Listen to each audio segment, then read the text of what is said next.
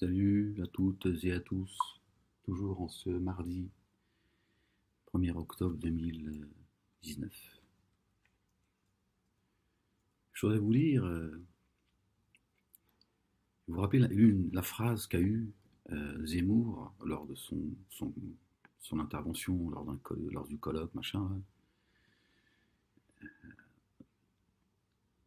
Il a eu une phrase, celle-ci.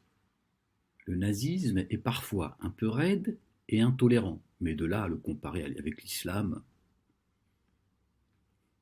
sous-entendu que l'islam, c'est le summum du nazisme. D'accord. Il trouve donc, Éric Zemmour trouve que les nazis, ils étaient quelque peu raides et intolérants. En voulant taper sur l'islam, il avoue sa pensée profonde. Les nazis étaient un petit peu raides et intolérants. C'est pour ça qu'ils s'en sont pris aux juifs. C'est pas si grave que ça, dans l'absolu. Ils ont mauvais caractère. Le Bosch a mauvais caractère. Alors, ils s'en est pris aux juifs.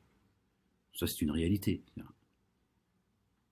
Après, celui qui croit à la Torah, qui croit en Dieu, voilà, il sait que Dieu a créé les cieux et la terre avec justice et bon droit. Bon, à lui de se poser les bonnes questions, d'accord. Ça ne justifie pas ce qui a été fait. Dieu s'est servi des nazis, a permis. Se servir, ça n'a pas, c'est pas le bon mot pour qualifier Dieu. Mais a permis, aucune calamité ne vous touche sans l'accord de Dieu. Verset 64 du chapitre 11, je crois, ou 11, 64, je ne sais plus.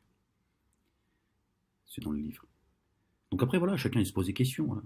Questions que je me suis posées, moi, il y a quelques années, en regardant l'état de la communauté musulmane. Bon, voilà. Je suis sorti du déni, j'ai regardé les choses en face. Et surtout avec Dieu à l'esprit. Je veux dire, Dieu est un Dieu juste. Bon, si nous sommes en train de subir tout cela, il y a bien une raison. Il faut arrêter, pas de victimes, que des pécheurs. Mais les Juifs ont subi cela. Donc ça a été un moment, voilà, très compliqué pour eux. Et l'autre, il débarque, il nous dit, bon, le nazi, il a mauvais caractère. Voilà, les gens de la communauté juive. Je m'adresse à ceux d'en bas, qui sont victimes de leur faiblesse aussi. Ceux qui sont là-haut, ils sont tous en train de vous baiser la gueule à vous aussi. Ils vous ont mis ils ont inventé une communauté, d'accord, qui s'appelle la communauté juive.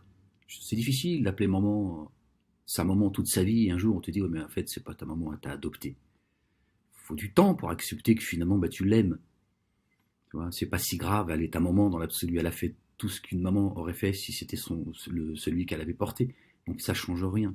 Mais c'est dur d'accepter que c'est pas ta maman biologique.